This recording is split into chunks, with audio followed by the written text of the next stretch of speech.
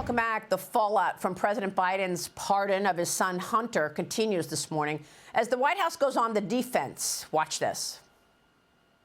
And he said he wrestled with this, and because he believes in the justice system, but he also believes that the war politics infected the process and led to a miscarriage of justice.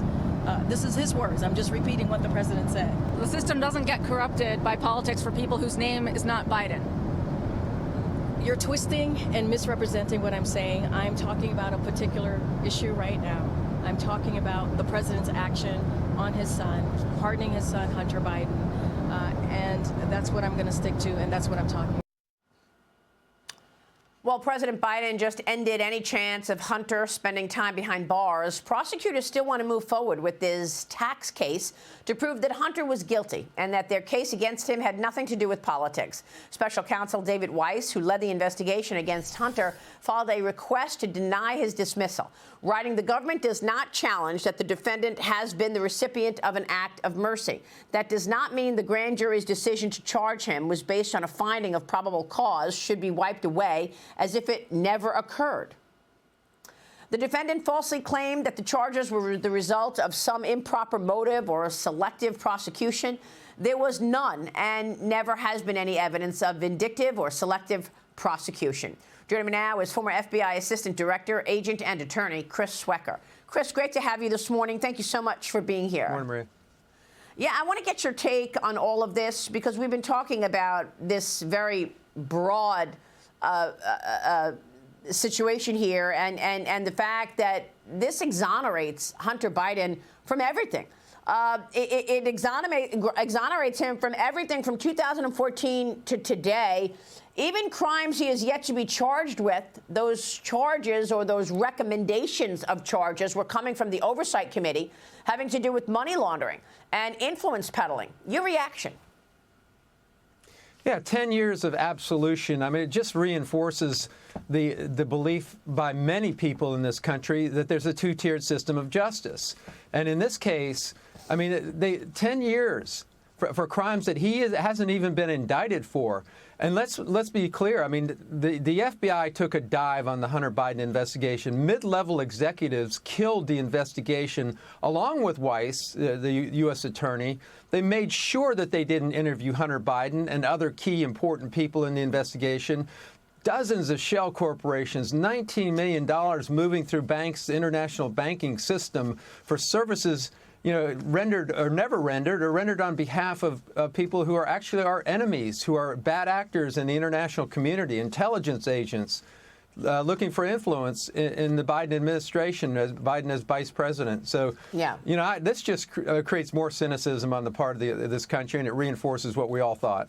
And look, the fact that they started this exoneration pardon in 2014 is not random, right? I mean, Hunter Biden joined the board of Burisma, the Ukrainian energy company, in 2014. And he went on for years to collect upwards of millions of dollars from Burisma. And, we're wondering if that's why he's putting this pardon, and it's so broad because he's protecting himself. Is this about protecting Joe?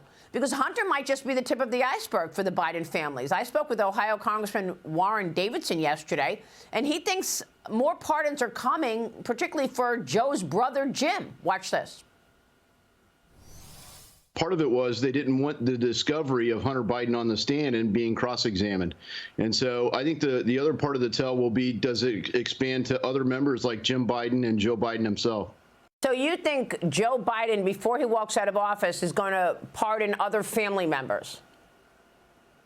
Yeah, I think a lot of people will be surprised if he doesn't. And I would assume that he will, just based on the work that the House Oversight Committee's already done. But you never know. I mean, we'll see what it goes. I mean, Joe Biden said he wasn't going to pardon Hunter either. So we'll see where the scope of this goes. But the timing really is interesting. So, Chris, both Peter Schweitzer, who's done an incredible amount of work on the Biden story, the family business, as well as Miranda Devine, who wrote The Laptop from Hell, they both expect Joe to pardon Jim Biden, his brother, next. Is that about protecting Joe? There's no question that Joe is a beneficiary of this pardon. I mean, look, I investigated and ran investigations for 24 years. I was a prosecutor. I know a broad criminal conspiracy when I see one. And Biden's operated like a crime family. Lots of money moving through the international system, shell corporations, non-services, and family members were involved. I mean, this literally was the Biden crime family. So, yes, there's a lot to protect here. And I expect to see more pardons. I actually do. I think that the appointment of Kash Patel as head of the FBI and Pam Bondi as the AG has accelerated that, because had they won the election, this all would have gone away completely. It would have been the shiny object of just a gun charge and a tax charge, and that would have been the end of it. I don't think Hunter would have gotten any jail time. Now we've got people coming in who are perfectly capable and willing to revisit that whole thing. And maybe the statute of limitations hasn't run on some of it. There's a lot to work with there. So yes, I think I expect to see more pardons, and Joe Biden is a beneficiary of this pardon. So they got away with it. They thought they got away with it.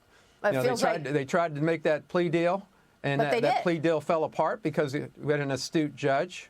I know, but with this pardon, this is a blanket pardon. I think it remains to be seen. This is a blanket pardon. He's exonerated from everything for the last 10 years, including any charges that have not been served yet. They got away with it. If there was money laundering, if there was money laundering, like the Oversight Committee continues to say, James Comer continues to say, money laundering, influence peddling, they got away with it with this pardon, correct?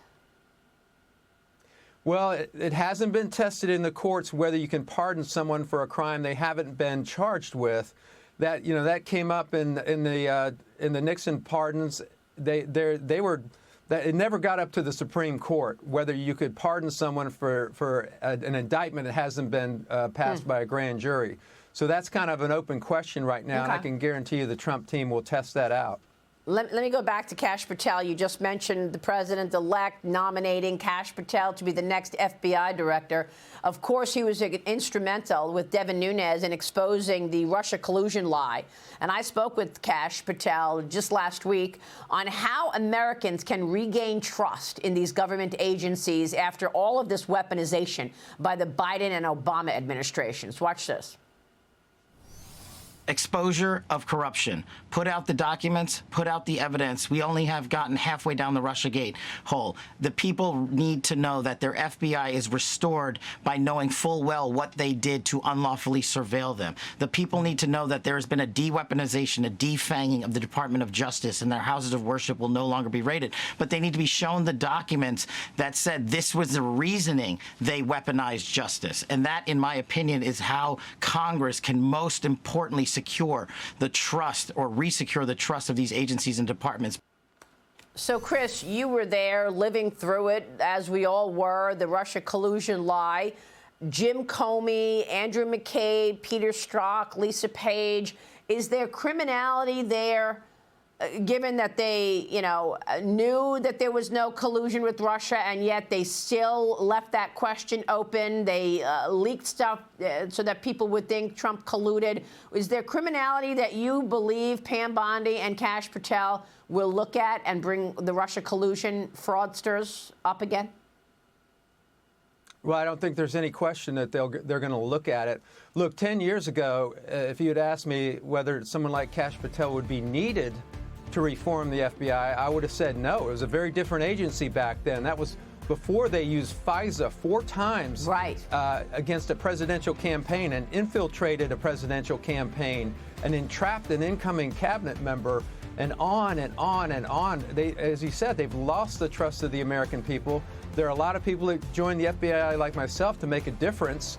There are a lot of good people left in there, but they're going to need to make significant changes, and restore the trust back, and that's going to take a lot of work. Unbelievable that they used FISA 4 times against a candidate and then sitting president. Chris, thanks so much for your work. Great to talk with you, sir. Unbelievable. Chris Swecker, thank you, sir.